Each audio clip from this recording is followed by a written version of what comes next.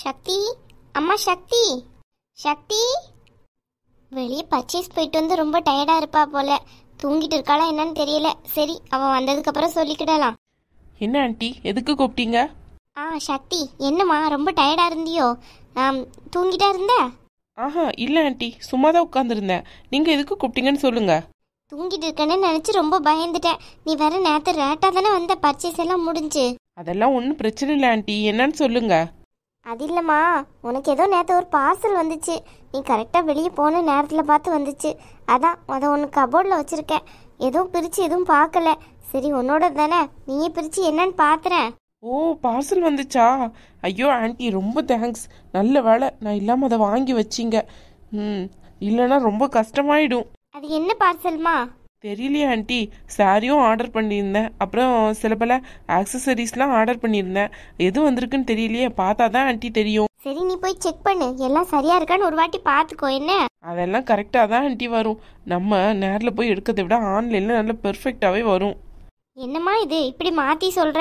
நம்ம போய் எடுத்தால் தானே நல்ல மாடலாக பார்த்து நம்மளுக்கு பிடிச்ச கலராக பார்த்து துணியெல்லாம் பார்த்து எடுக்கலாம். இந்த ஆன்லைன் பிஸ்னஸ் வந்ததுலேருந்து அவங்க இதை ஆர்டர் பண்ணுறது, அதை ஆட் பண்ணுறது, துணியும் நல்ல இல்லை, ஒன்றும் நல்ல இல்லை. அதெல்லாம் ஒன்றும் இல்லை ஆண்டி, நல்லா தான் இருக்கும். நீங்கள் உங்கள் ஜென்ரேஷன் படியே பேசிட்டு இருக்கீங்க, நாங்கள் எங்கள் ஜென்ரேஷன் படி இருக்கோம். அதுவும் சரிதான். சரி, நீ போய் பாரு அது என்னன்ட்டு. சரிங்க ஆண்டி, நான் இப்போவே போய் பார்த்துட்டு வரேன். முன்னாடி எல்லாம் ஏதாவது கல்யாணம் ஏதாவது விசேஷம்னா நேரில் போய் ட்ரெஸ் எடுப்போம். இப்போ உள்ள பிள்ளைங்க இப்படி சொல்லுதுங்க, என்ன பண்ணுறது? இவ சக்தி பரவாயில்ல போல. என் பொண்ணு என்னெல்லாம் சொல்ல போறாளோ தெரியல கல்யாணத்தில். ஆண்டி, அதெல்லாம் நான் பார்த்துட்டேன். என்னோட சாரி தான் ஆண்டி வந்திருக்கு. உங்ககிட்ட தான் கேட்டேன்ல, நீங்க சரின்னு சொன்னீங்கல்ல ஆன்லைன்ல எடுத்துக்கோன்ட்டு. அந்த சாரி தான் ஆண்டி வந்திருக்கு. பாக்குறதுக்கு அவ்வளோ நல்லா இருக்கு. காசு ஒன்றும் நான் இவளுக்கு கொடுக்கலையே, அவ காசுக்கு எடுத்துட்டா போலையே. சரி இருக்கட்டும், நம்ம அந்த காசை எப்படியானு இவளுக்கு கொடுத்துடலாம். நம்ம தானே கல்யாண செலவு எல்லாத்தையுமே பார்க்கணும்னு நினச்சிட்டு இருக்கோம். இந்த சாரிக்கு முதல்ல கொடுத்து ஆரம்பிப்போம்.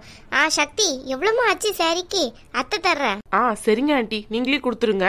எவ்வளோன்னு சொல்லுமா, நான் போய் கபோர்டில் தான் வச்சிருக்கேன். காசு எல்லாமே எடுத்துட்டு வந்து உன் கையில தந்துடுறேன். இல்ல இருக்கட்டும், கையிலலாம் வேண்டாம் ஆண்டி. ஐயோ ஆண்டி, நான் வேணான்லாம் சொல்லலை. அமௌண்ட் கொஞ்சம் பெருசு, அதனால நீங்கள் என்ன அக்கௌண்ட்லேயே போட்டு விட்டுருங்க. அதுக்கப்புறம் நான் உங்களுக்கு சென்ட் பண்ணிக்கிறேன். அப்படி சொல்றியா? சரி, பெரிய அமௌண்ட்டுங்கிற. எவ்வளோமா இருக்கும் அந்த சாரி? எவ்வளோ இருக்கும்? 50,000 ரூபா போட்டு விடட்டா? சாரிக்கு உண்டான காசை வச்சுக்கிட்டு மீதியம் வேணா நீ வேற ஏதாவது சாரி ஏதாவது எடுத்துக்கோ. ஐயோ ஆண்டி, 50,000மா? என்னாச்சுமா, அதிகமாக இருக்கோ? இருக்கட்டும், பரவாயில்ல. கல்யாண புடவைலாம் 40-50க்கு தானே எடுப்போம். இருக்கட்டும், நீ எடுத்துக்கோ, பிரச்சனை இல்லை. வேற ஏதாவது உனக்கு காசு எக்ஸ்ட்ரா வேணும்னாலும் கேட்டுக்கோ, சரியா? நீ அதிகமாக இருக்குன்னா ஒன்றும் நினைக்க வேணாம். 50,000லாம் இப்போ ரொம்ப கம்மி காசு. இப்போல்லாம் 1,00,000த்துக்கே புடவை எடுக்கிறாங்க. நீ என்னன்னு பார்த்தா இப்படி ஆன்ட்டி அப்படிங்கிற. ஐயோ இல்லை ஆண்டி, நான் அப்படி சொல்ல வரல. 50,000 ரூபாய்லாம் எனக்கு வேணாம் ஆண்டி. ஐயோ ஆண்டி, நான் அதை சொல்ல வரல. எனக்கு சாரிக்கு 15 லட்சம் வேணும். நீங்கள் என்னன்னு பார்த்தா 50,000 தர்றேன்னுக்கிறீங்க. அதை வச்சு நான் எந்த மூலைக்கு எடுக்க? என்னது, 15 லட்சமா? ஆமா ஆண்டி, நான் இப்போ ஆர்டர் பண்ணியிருக்க சாரியோட ரேட்டு 15 லட்சம். நீங்கள் என்னன்னு பார்த்தா 50,000 தர்றேன்னுக்கிறீங்க. 50,000 வச்சு நான் எப்படி அவளுக்கு கொடுக்க முடியும்? நீங்கள் வேணா ஒன்று பண்ணுங்க, ஒரு 20 லட்சத்தை என்னோட அக்கௌண்ட்டில் போட்டு விட்டுருங்க.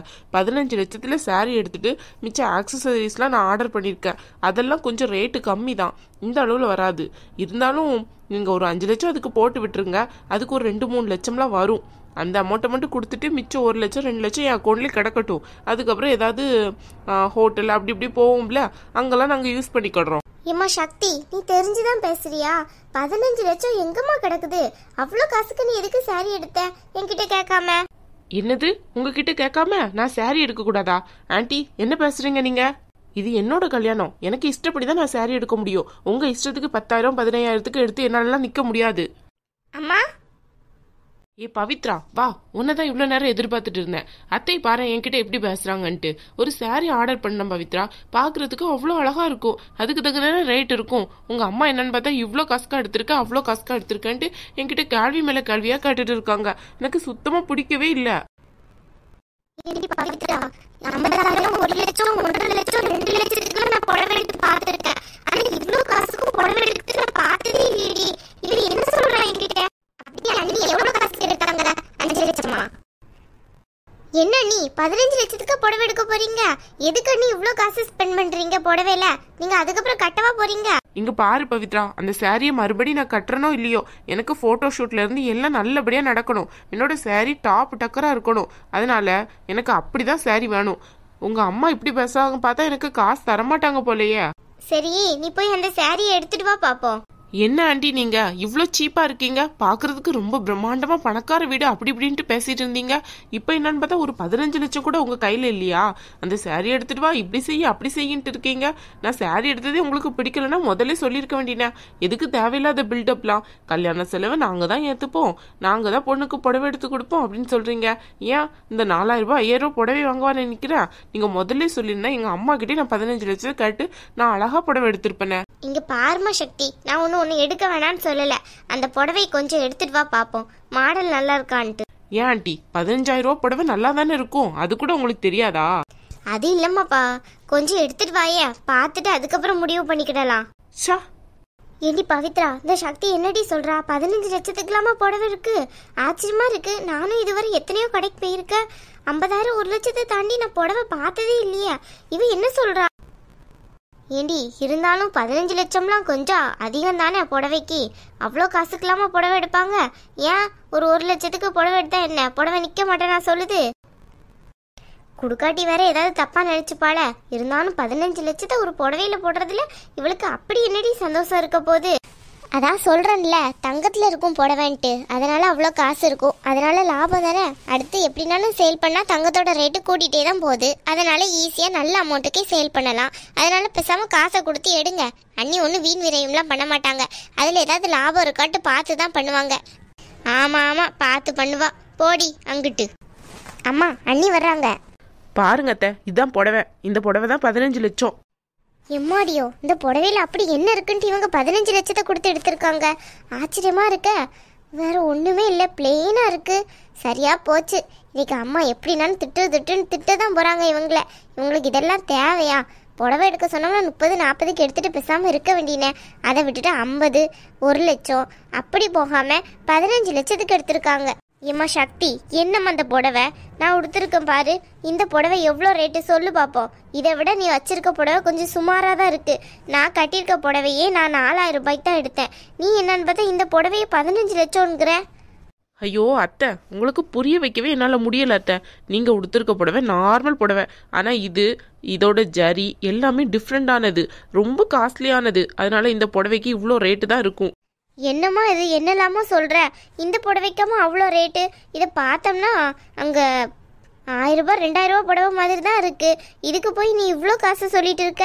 அப்போ நீங்க என்ன சந்தேகப்படுறீங்களா? இங்க பாருங்க ஆண்டி, நீங்க எதுவும் எனக்கு காசு தர வேணாம். நான் எங்க அம்மா கிட்ட கேட்டே கொடுத்துக்கிறேன். நான் எப்பவுமே எனக்கு பிடிச்ச மாதிரி தான் எடுப்பேன். கல்யாணம் எனக்கு, அப்ப எனக்கு பிடிச்ச மாதிரி தானே புடவை இருக்கணும். தேவையில்லாம உங்க இஷ்டத்துக்கெல்லாம் நான் புடவை எடுக்க முடியுமா என்ன? அண்ணி, அம்மா ஏதாவது கோவத்துல பேசியிருப்பாங்க, நீங்க எதுவும் நினைக்காதீங்க. உங்களுக்கு அந்த புடவை நல்லா தான் இருக்கும், நீங்க எடுத்துக்கோங்க. அத்தை, நீங்க என்னதான் பெரியவங்களா இருந்தாலும் கொஞ்சம் பேச்செல்லாம் உங்க பொண்ணுகிட்ட இருந்து கொஞ்சம் கத்துக்கோங்க அத்தை. அவ எவ்வளவு நல்லா பேசுறா. நீங்க என்னன்னு பார்த்தா எப்ப பார்த்தாலும் சிடுமூஞ்சி மாதிரியே இருக்கீங்க. இல்ல உங்க அம்மா கிட்ட வாங்க வேண்டாம். அப்புறமா அவ என்ன நினைப்பா? தப்பால நினைப்பா. 15 லட்சம் தானே, நானே தர்றேன்.